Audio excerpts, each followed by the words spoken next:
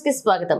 తెలంగాణ ప్రభుత్వం 6 గ్యారెంటీలను వెంటనే అమలు చేయాలని CPI ML Mass Line Paderu division నాయకులు పడిక తులా రామదాస్ డిమాండ్ చేశారు. మండల కేంద్రంలో స్థానిక తహసీల్దార్ కార్యాలయంలో హామీల అమలు కోసం గురువారం ధర్నా నిర్వహించారు.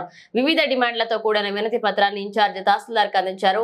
ఈ సందర్భంగా ఆయన మాట్లాడుతూ కొత్త రేషన్ కార్డులు, పెన్షన్లు, ఇళ్ల స్థలాలు తదితర సమస్యల పరిష్కారం కోసం పేద ప్రజలు ఏళ్ల తరబడి ఎదురు చూస్తున్నారన్నారు. ప్రభుత్వం తక్షణమే ఈ సమస్యలను పరిష్కరించాలని ఈ నెల 8న కలెక్టరేట్ల వద్ద ధర్నా నిర్వహించాలని, 21న చెలో హైదరాబాద్ కార్యక్రమాన్ని చేపడతామని, 6 గ్యారెంటీలు అమలు చేసే వరకు ప్రజా ఉద్యమాలు చేస్తామని హెచ్చరించారు. ఈ కార్యక్రమంలో పార్టీ నాయకులు పి నాగేశ్వరరావు, పెద్దపాక వెంకన్న, దాసరి వంశీ, ఈపు నాయకులు రాజపుత్ర, జనార్దన్ సింగ్ పాల్గొన్నారు.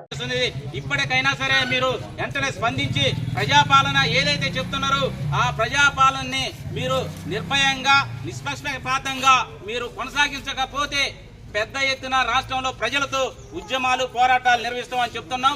ఈ 6 గ్యారెంటీల్లో ఏదైతే అర్హత ఉన్నటువంటి వాళ్ళందరూ కూడా కొత్త రేషన్ కార్డులు ఇవ్వాలి, ఇందిరమ్మ ఇండ్లు ఇవ్వాలి, ఇందిరమ్మ ఇంటికి ఒక్కో ఇంటికి 10 లక్షల రూపాయలు స్కీమ్ కేటాయించాలి, అర్హత ఉన్నటువంటి అర్హులందరూ కూడా పెన్షన్ సౌకర్యం కల్పించాలని మేము డిమాండ్ చేస్తూ ఉన్నాం. ఇప్పుడే సిపిఎంఎల్ మాస్లైన్ పార్టీ రాష్ట్ర కమిటీ పిలుపులో భాగంగా నేలకొండపల్లి మండల కేంద్రంలో పేద ప్రజలతోని తహసీల్దార్ కార్యాలయం ముందు ధర్నా నిర్వహించడం జరిగింది. మీరు రానున్న రోజుల్లో చెయ్యకపోతే పెద్ద ఎత్తున ఉద్యమాలు చేస్తాం. రేపు ఆగస్టు 8వ తారీఖు చలో కలెక్టరేట్ పిలుపున్నది, ఆగస్టు 21వ తారీఖు చలో హైదరాబాద్ పిలుపున్నది. ఇప్పటికైనా రేవంత్ సర్కారు స్పందించి ఏదైతే 6 గ్యారెంటీల్లో భాగమైనటువంటి ఇందిరమ్మ ఇళ్లు ఉన్నాయో, పెన్షన్ సౌకర్యం ఉన్నదో, అర్హత ఉన్నటువంటి వాళ్ళ రేషన్ కార్డులు ఉన్నాయో, గత 10 సంవత్సరాల కాలం నుండి కూడా ప్రజలకు కొత్త రేషన్ కార్డు కానీ, కొత్త ఇల్లు కానీ, అర్హత ఉండి పెన్షన్ సౌకర్యం కూడా పొందలేనటువంటి పరిస్థితి ఈ తెలంగాణ రాష్ట్రంలో ఉన్నది. మొన్ననే కొత్తగా ఎన్నికైనటువంటి కాంగ్రెస్ ప్రభుత్వం, రేవంత్ సర్కారు తను 100 రోజుల్లో మేము 6 గ్యారెంటీలు అమలు చేస్తామని చెప్పేసి గొప్పలు చెప్పారు.